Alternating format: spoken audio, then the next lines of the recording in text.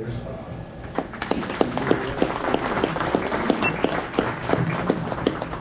Well, good evening.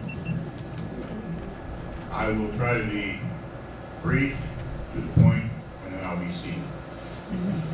I learned a long time ago as an educator that the mind can only absorb what the butt can endure. So, I'm going to take you back tonight, and first of all, I want to thank the Flint Hill Area Historical Society for this kind opportunity to share with us. And I would be remiss if I did not direct everybody's attention to a particular table right here. This is the brain trust of the Friends of the Short Line sitting here. Conrad Cheatham, Andy Siss, Alan Ballard, and their associated wives, and I saw somebody else sitting in there. I appreciate that. And if any others are on that, how many of you in here are on that Facebook page, the Friends of the Short Line, or know about it? All right. If you aren't yet, all you have to do is get on there and make a request to join it. You'll see lots of pictures about the Short Line and what's going on with it. What I want to do tonight is I want you to spend some time with me and suspend your mode of transportation that you got here on, and imagine that you arrive on the east coast of the United States in the year 1859. This map shows you how you would have gotten to the St. Louis area and ultimately to Flint Hill. You would have had to have either taken horseback, on foot, some kind of wagon or drayage, or a stagecoach that was not the stagecoach you think of from the Western. They were not very comfortable. Or you would get to a boat, go across Lake Erie to Toledo, Ohio, where you would maybe be lucky enough to get passage on a train, and you would travel on the Toledo, Wabash, and Western Railroad out to Quincy, Illinois. From there, you would cross the river again because there was no bridge yet. And you would get on the Hannibal and St. Joe Railroad, particularly if you were going on west to the gold fields because they discovered gold in California, or you were going out because you had signed up to work on the Transcontinental Railroad and you were indentured to that, or some nefarious German had advertised for you, and you'll see that. Some of you can read German, can read that map over there. You'll be able to come out and go to work for somebody, be an indentured servant, or begin to learn a craft of blacksmithing or tanning or any number of things. That was how you got to Missouri. This is about 25 to 30 years after Missouri became a state. At that point, there were only 3 real railroads in the state of Missouri. And I'm going to start by taking you all back to the beginnings of the railroading in this area with a railroad that you all have heard of as the Wabash. How many of you have heard of the Wabash Railroad? And I don't even mean just the song, I mean the railroad. I know that there's a song out there. Well, that's what we're going to do, and I'm going to start this PowerPoint. Bear with me just a minute, we'll get started. If you're over here and you have trouble seeing, please feel free to move around. You won't hurt my feelings. This is going to be somewhat interactive. I will take questions from time to time in the program, but I'd like to get through the program, and I'm willing to go back to different slides from this presentation for you so that you'll have some things you'll want to see, and there's some things I want to point out. I think you're going to enjoy what you see. I will go through the first 2 parts of it because we really want to get to spend some time on the short line. That's why we're here.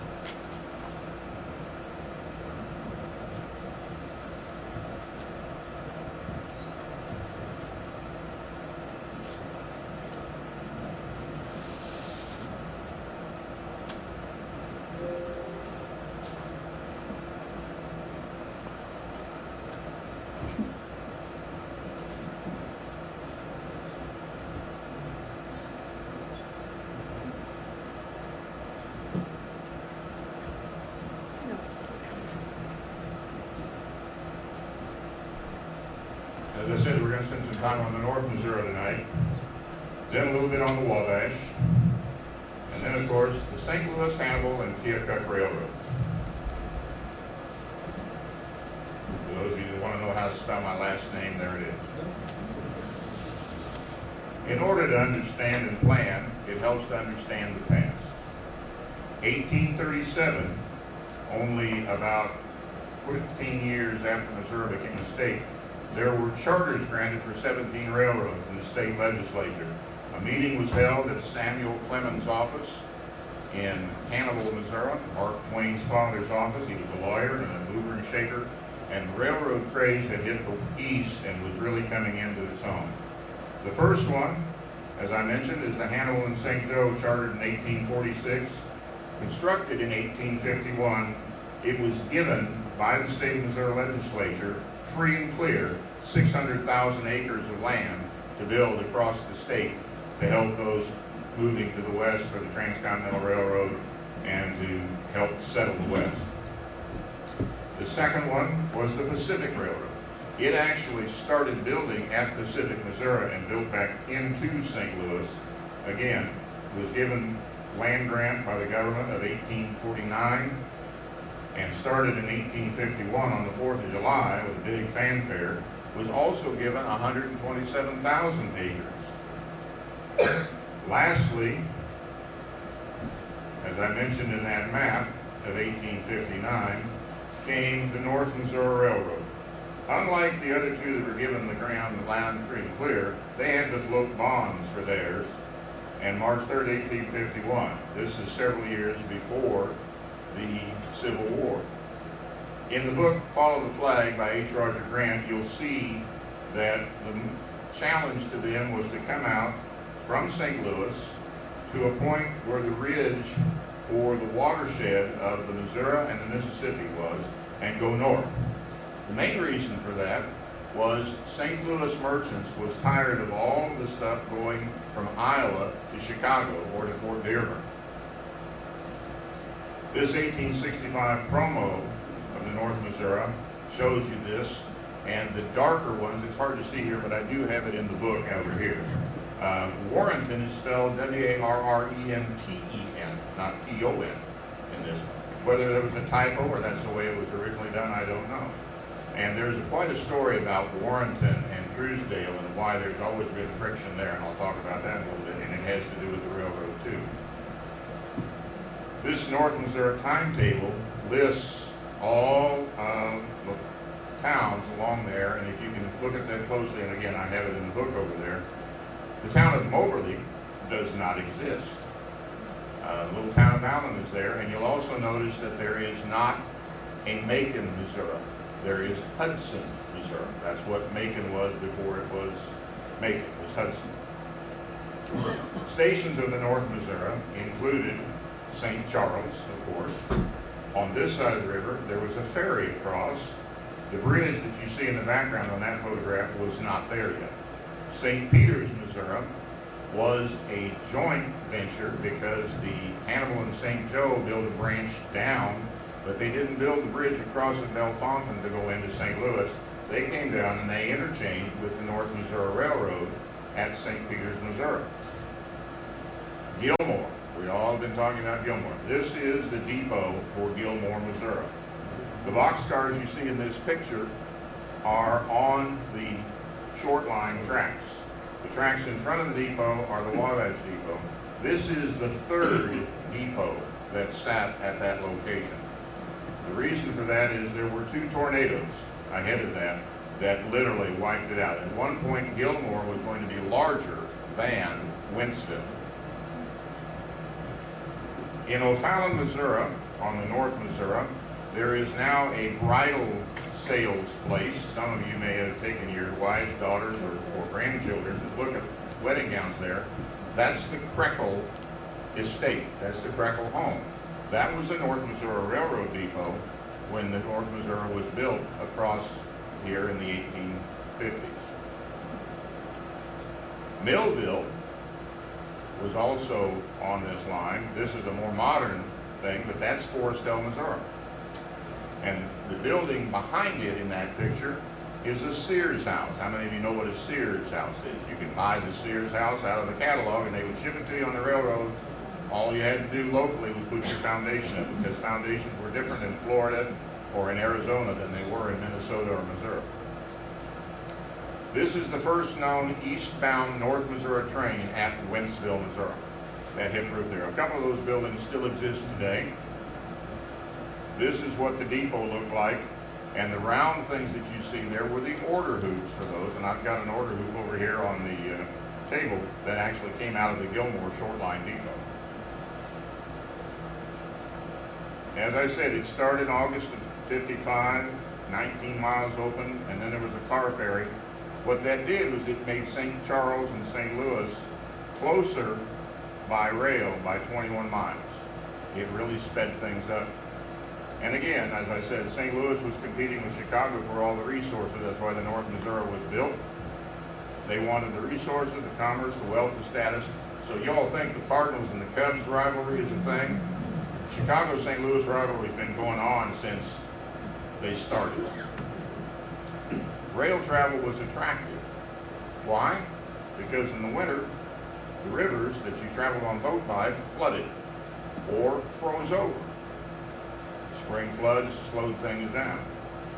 There were 4 stagecoach lines in the state of Missouri at that time that we're talking about. St. Louis, Jefferson City, St. Charles up to Palmyra, roughly following the river route, but kind of following 61 highway as well. That's why some of those towns came into existence, because of the stagecoach, or the stages built through those towns that were growing. Fulton to Fayette, and I never have figured out why. And then Fayette to Independence. That one I understand why, because that was the beginnings of both the Santa Fe and the Oregon Trail, back when pioneer travel was first started.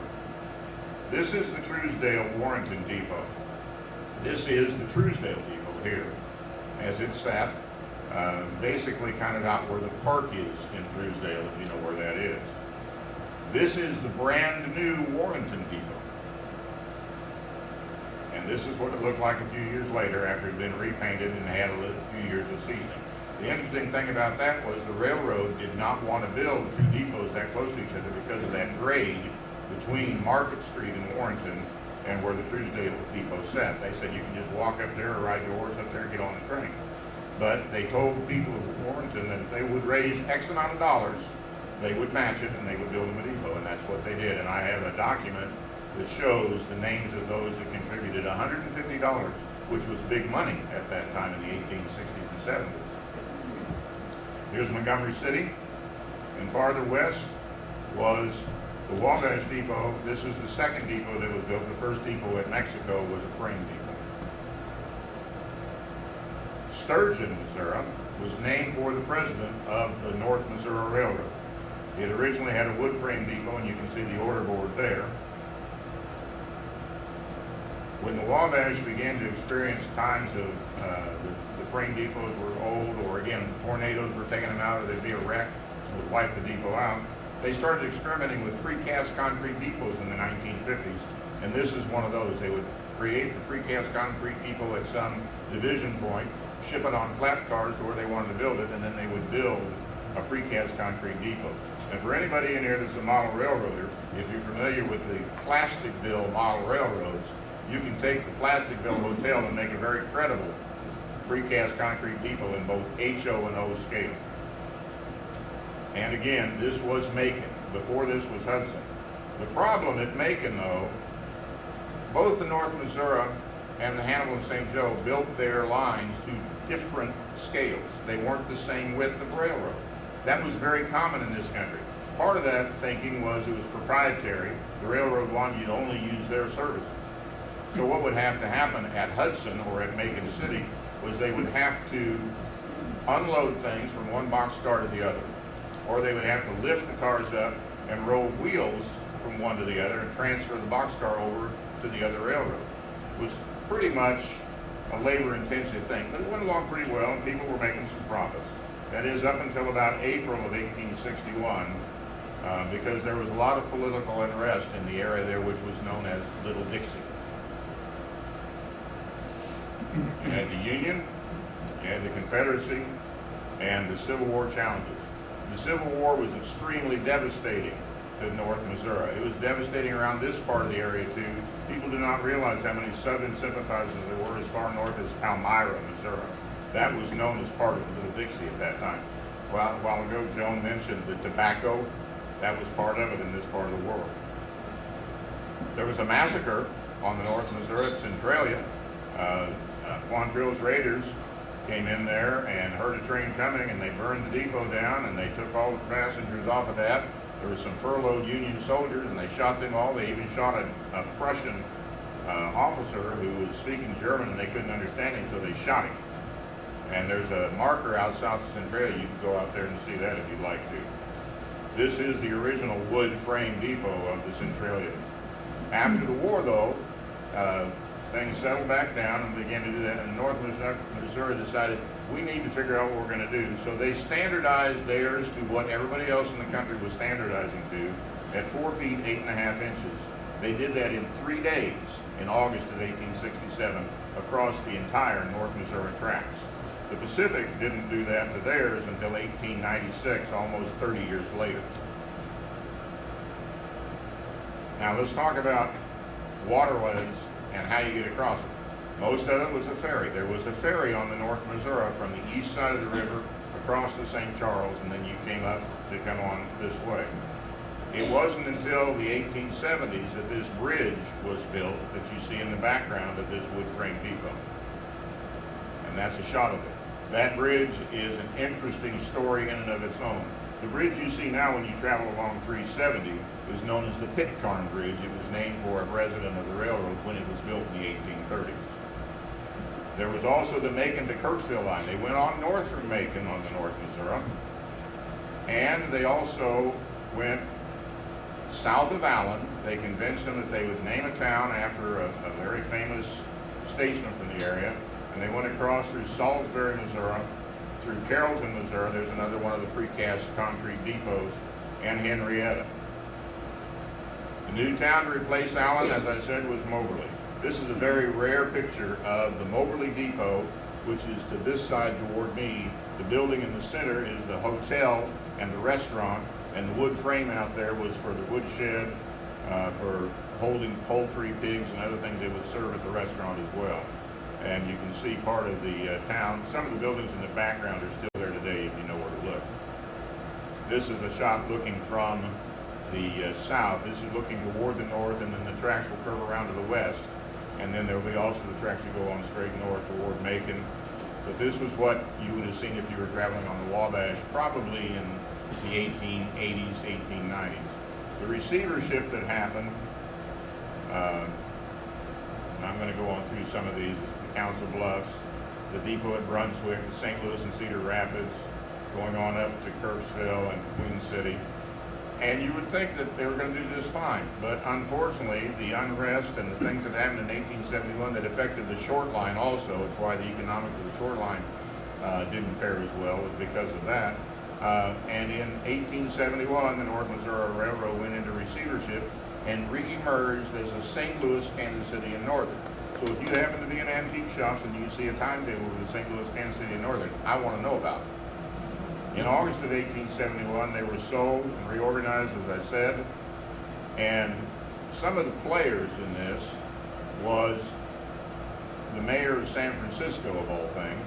His son controlled the Missouri Pacific, which had been the Pacific Railroad, Commodore C.K. Garrison.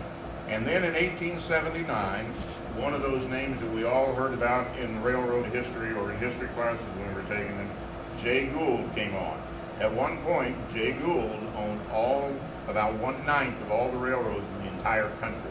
Think about the mileage there. This is a fine picture of Mr. Gould. So the Wabash, St. Louis, and Pacific emerged and took over the St. Louis, Kansas City, and Northern as part of the lines west of the Mississippi. And this is a map from 1882, as you can see, showing the Wabash system. His intent was to build a railroad because he had been forced out of the Union Pacific. He wanted to be a part of the competition and try to compete with the Union Pacific and create another transatlantic railroad. He almost made it. He owned the Western Pacific out across. He had the Kansas Pacific. He got as far east as Pittsburgh, and that was the end. He didn't get clear to the Atlantic coast with that. What this did was created a Wabash system of 3,518 miles. You could get to Detroit and Toledo, to Chicago, to St. Louis, to Kansas City, to Council Bluffs, through Decatur and Hannibal. And again, I mentioned Hannibal and I mentioned St. Louis because that was very important to the short line. The interchange along the route east and west, and that was to be an easy way to travel. My grandfather probably traveled on the Wabash leaving Tuscola, Illinois to go to northwest Missouri. I haven't been able to confirm that, but that would have been the only way he'd come if he didn't come on horseback. So this is some of the rolling stock of the Wabash, and you all are familiar with the little red caboose, the old engines. This is one of the early North Missouri engines, boxcars that you all have seen. This freight depot was in Columbia, Missouri on what was known originally as the Boone County and Jefferson City Railroad that then became the Columbia branch of the Wabash, St. Louis and Pacific. You would have probably traveled from Wentzville on the city of Kansas City, or if you decided you were going east to visit family or going somewhere on a vacation trip, back to Niagara Falls or someplace, you would have traveled on the very famous Wabash train, the Bluebird. These were the named trains that you would have seen here in this area circa the 1950s if you were traveling by train. And again, this is one of the Wabash Hudsons at very famous St. Louis station. You recognize that arched roof of the Union Station down there. It's double-headed, as you'll notice there, because it's probably pulling freight in this particular picture. But again, it was pretty fast compared to having to travel by wagon, horseback, on foot, or by river and deal with that. The mergers and acquisitions continued, and in October of '64, the Wabash was absorbed, actually almost 60 years ago yesterday, October the 16th of 1964. It and the Nickel Plate were joined together and became part of the Norfolk and Western and then the Norfolk Southern. And that's the map of the current Norfolk Southern. And you'll notice in Missouri, the North Missouri Railroad is still one of the existing lines. And the other line going from Hannibal across to Kansas City has survived to this very day. So that a vision of the St. Louis promoters has paid off still to this day, and it's part of why the industry is as good as it is, and part of why the GM plant is here, why other industries have built along these lines.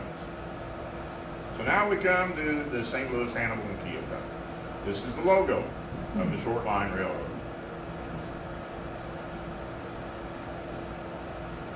Here's a very famous picture of engine number 5 and caboose number 7. The short line was owned by a man who we'll recognize here in just a minute, but I want to spend a couple of minutes on this map. This lists all of the towns, the times it came through here, and you can see the route of the short line from Gilmore up to Hannibal. Originally, the St. Louis to Hannibal and Keokuk, it never got clear to Keokuk, and in fact, they actually started building south from Hannibal first, and then they came on down in the 1870s, about the time the North Missouri went into receivership, got as far south, I think, as Bowling Green at that time.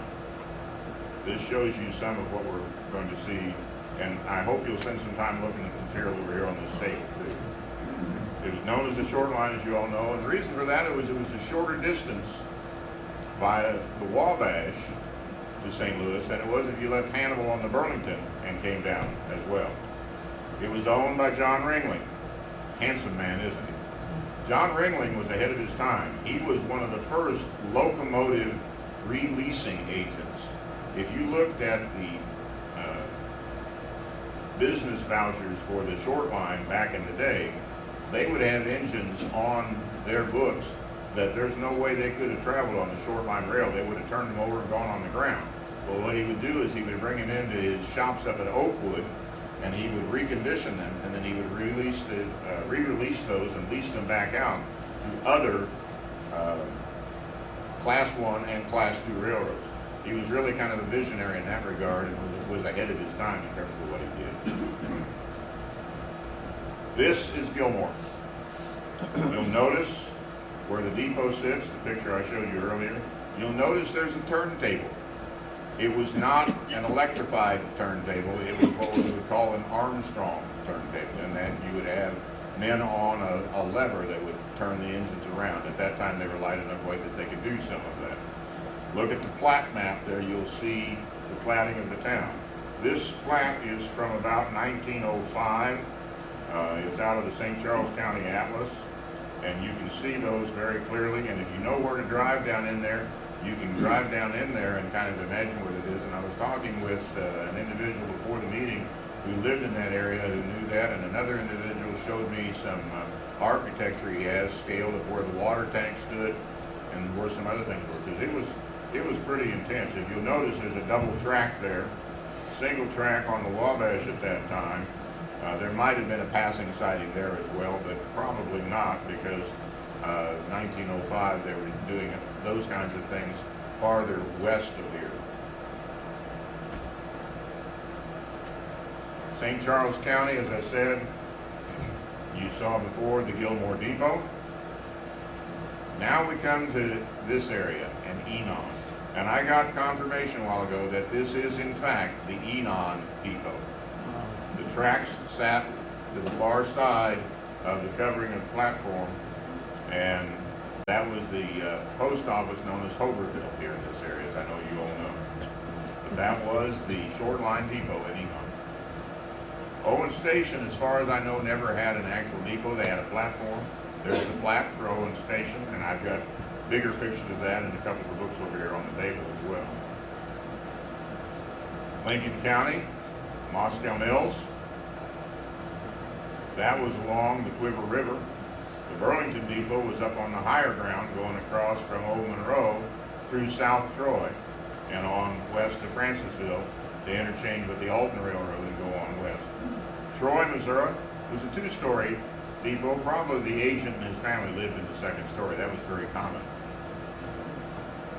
That sits down there kind of across from where the fire station is in Troy, if you know where the new fire station is in Troy. Davis was on the other side of the Quiver River, and I want to mention there was another town between Troy and Davis, probably down along the river. I've not found anything other than it was on an early plat, and it simply says famous. I don't know what it was famous for, but it was famous. Briscoe was a little bit farther north, and you can go in there. Most railroads were water level routes, and part of the reason for them doing this was because they would follow a stream or a creek. Pino Creek was very important to the short line's health along the way, besides which they needed water to supply to the steam locomotives to generate steam. Silex was famous for its silica sand. That's why it's called Silex. This depot still exists today. It's on private property, on a farmer's property. Whiteside was a lumbering area, and you'll see pictures of lumber mills and stuff there. I got this picture out of the depot at Whiteside, actually. And so you can kind of see how, and there was a little bit of a grade coming into Whiteside from the south, coming up from Silex. You had to come up quite a hill, and there are some stories, and we have some accounts in some of these articles that we have on the short line, talking about a carload of sand getting away on the hill and coming back down into Silex and creating quite a bit of havoc. And a passenger train, too, as I remember, did that as well. Yeah, and the clay, yeah. Eolia, this is the first frame depot. The second one was a concrete block structure. This would be the first one in Eolia. Cyrene, as far as I know, I have no known photo of that, and I haven't been able to find a plat. I do have a picture of the plat map that shows you that.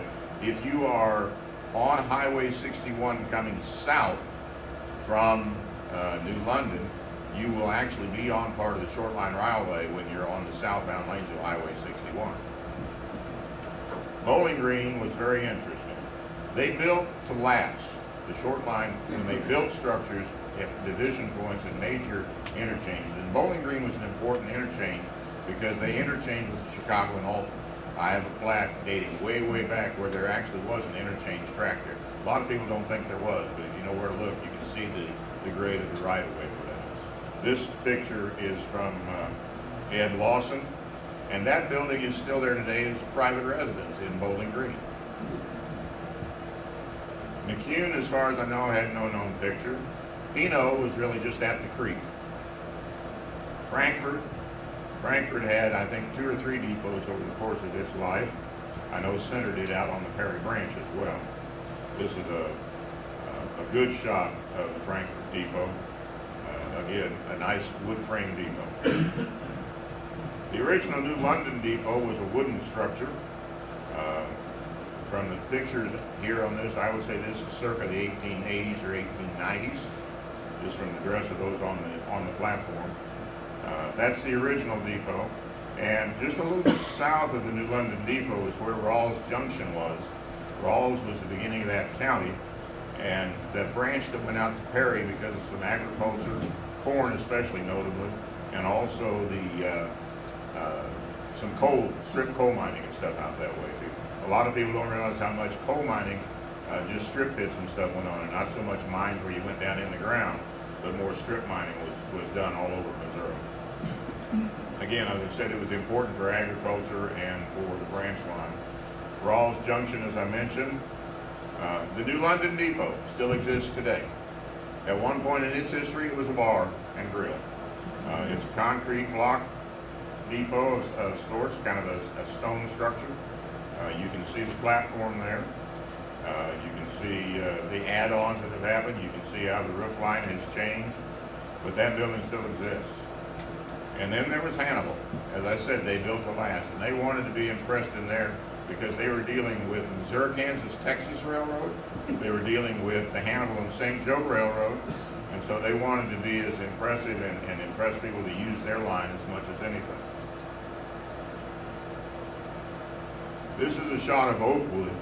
This is where the short line came to end, although they went on downtown to the Union Station that Hannibal had for their passenger equipment. But you can see where the depot set, and the gray area in there was where the shops was. You'll notice on this map, it says Hannibal and St. Joe. You'll also notice that it says Missouri, Kansas, Texas, or MKT. The Wabash line from Moberly, Missouri to Hannibal, Missouri was originally the Missouri, Kansas, Texas. The line from Parsons, Kansas came up to Franklin, Missouri, where the Katy Trail is today. Some of you may have been to Roseport and ridden through the tunnel.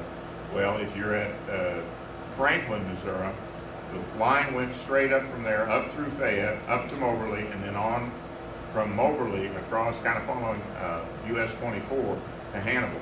And so if you look back at early pictures in the 1870s, 1880s, even the 1890s, of depots from, say, Madison, Missouri, on toward Hannibal across that line, those look like Katy depots because the Katy built those. It wasn't until later, after the Wabash leased that line, that some of those depots either burned or were damaged in storms and got replaced or, had to be replaced.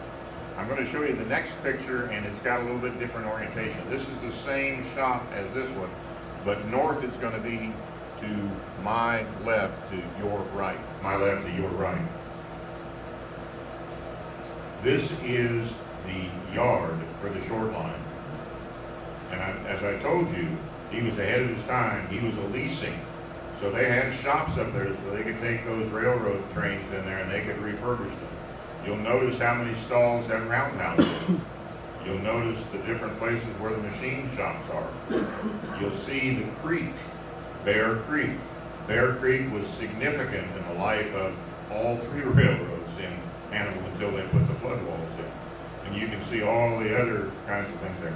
They employed a lot of men there. You'll notice that there are 2 Ys there, and the Ys were important because they would interchange with both the Missouri, Kansas, Texas, and they would interchange with the Hannibal and St. Joe. And the Hannibal and St. Joe tracks actually got relocated at one point too.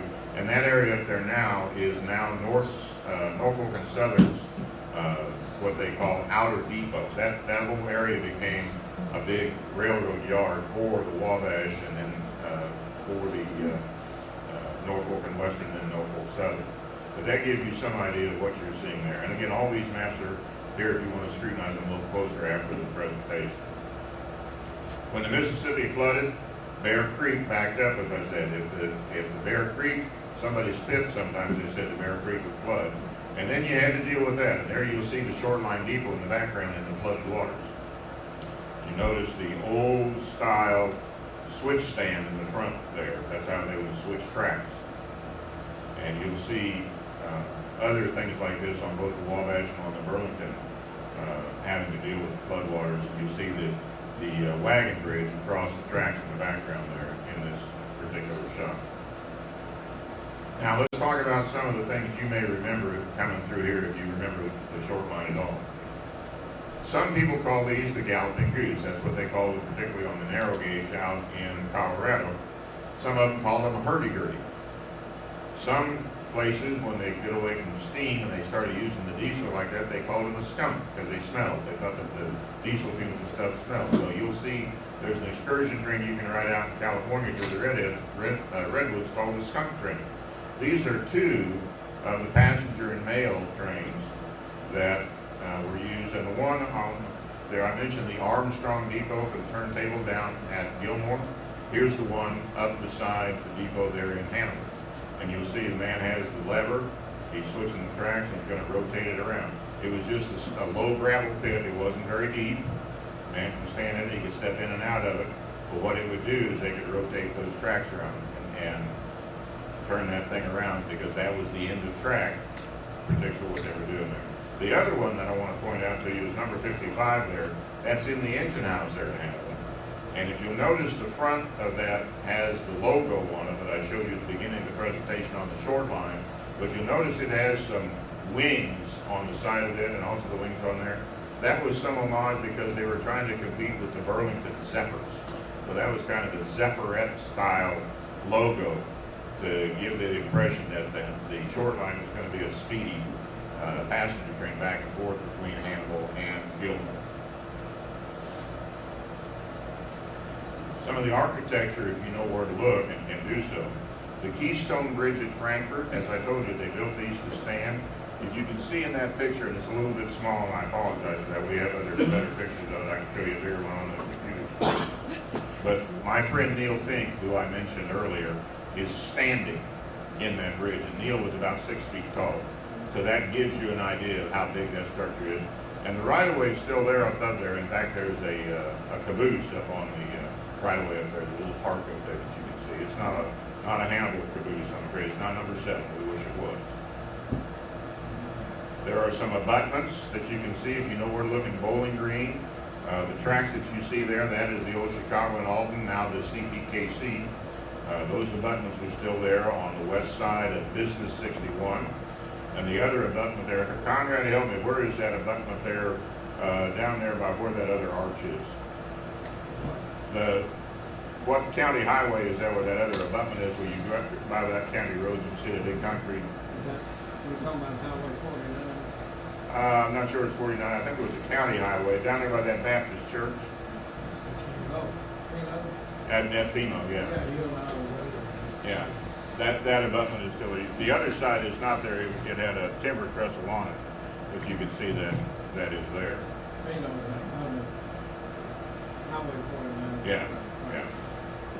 And then there are a number of culverts, and I was talking to somebody before the program tonight, and they were telling me that there's still some culverts on their own property here in this area. We want to try to get some pictures of those as far as we can, we really do. Because that's something we want to see. And as I mentioned, there are right-of-ways. And just down the hill here, when you know where to look, you can drive on that right-of-way. And I was talking to somebody before the program, and they were telling me the names of the farmers that use that old shoreline right-of-way to get to and from their soybean fields and their cornfields north of Highway P there. That's the shoreline right-of-way. The Perry Branch I mentioned before at Rawls Junction.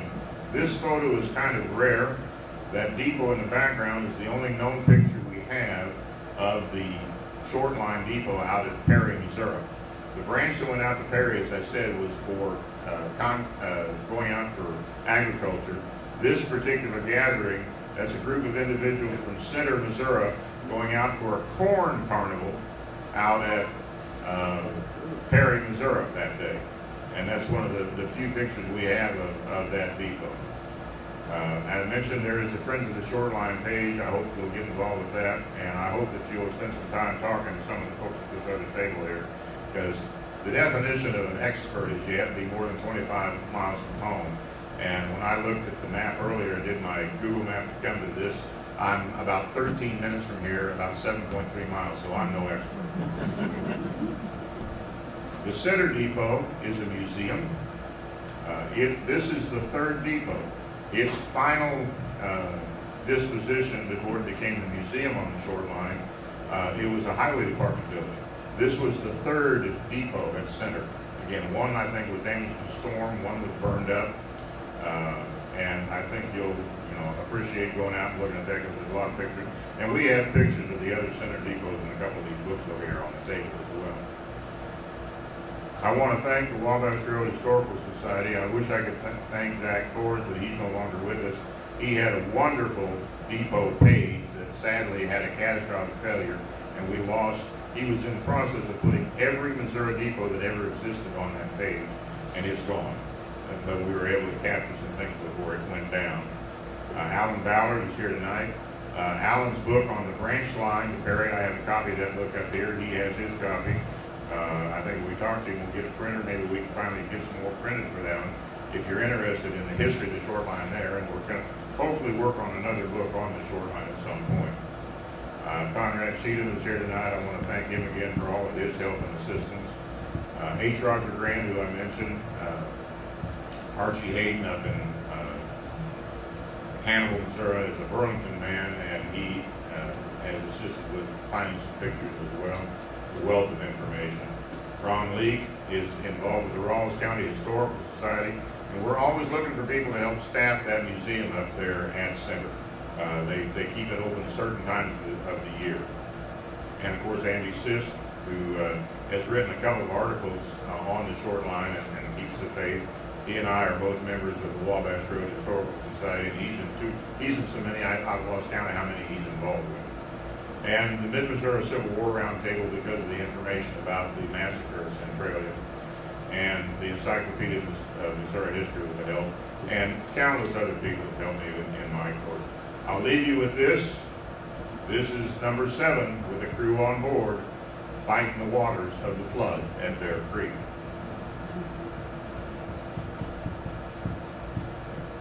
I thank you. I want you to follow the flag too. And always travel by train. Thank you all very much.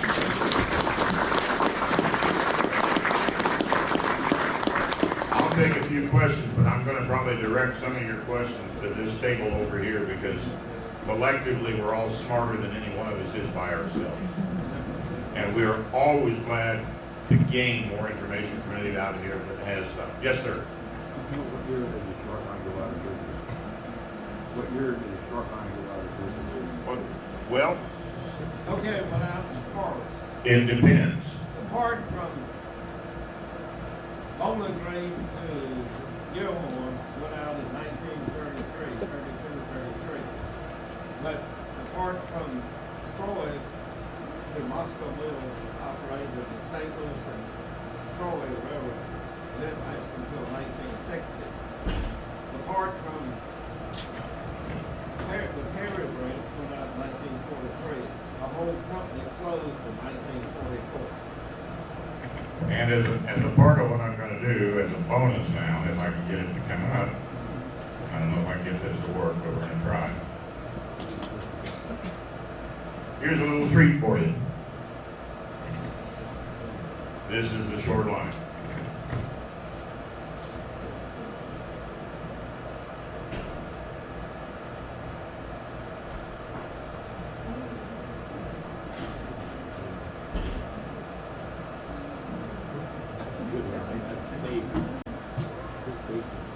Yeah, OSHA wouldn't like that, would they? I don't think so.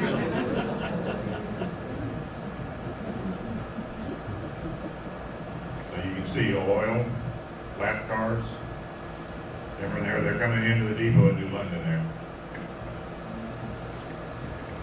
This is coming from the south. I've never been able to read the number on this.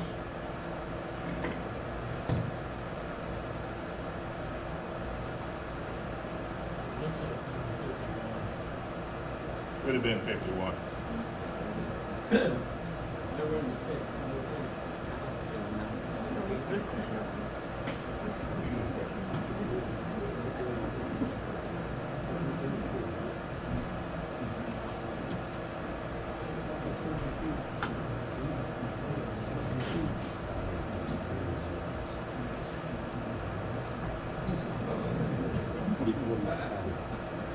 Guard dog. Must have been something important to that bag.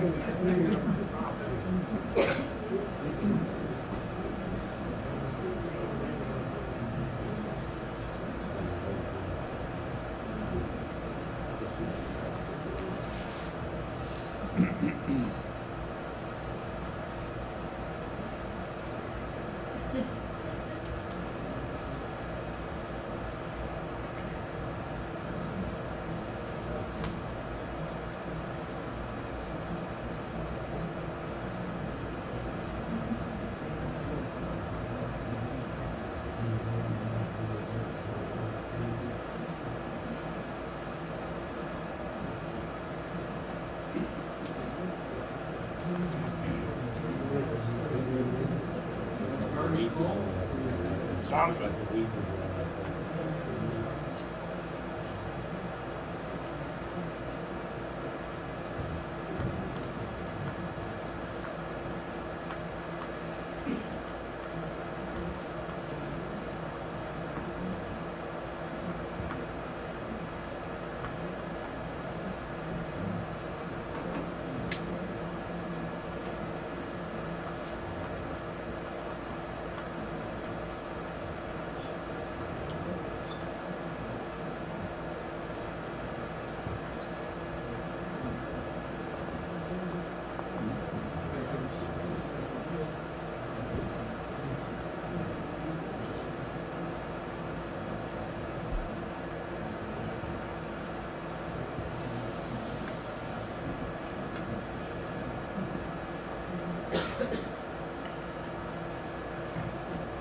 We're still researching where engine 2702, if that was Burlington or Wabash or something else.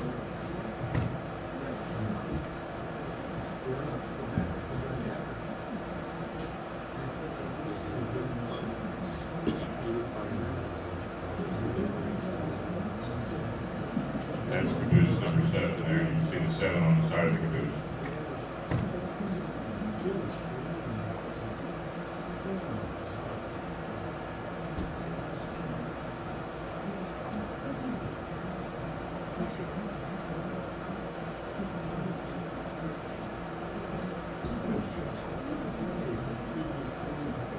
Engine number 625.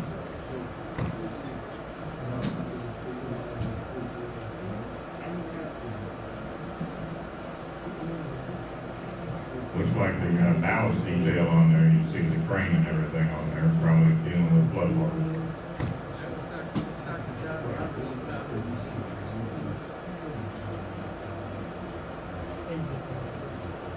That man there? No, The guy in the uniform is Dr. Roberts.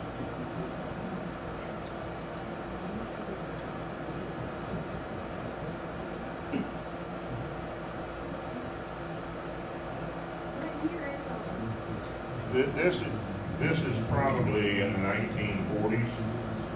So the day the railroad ended.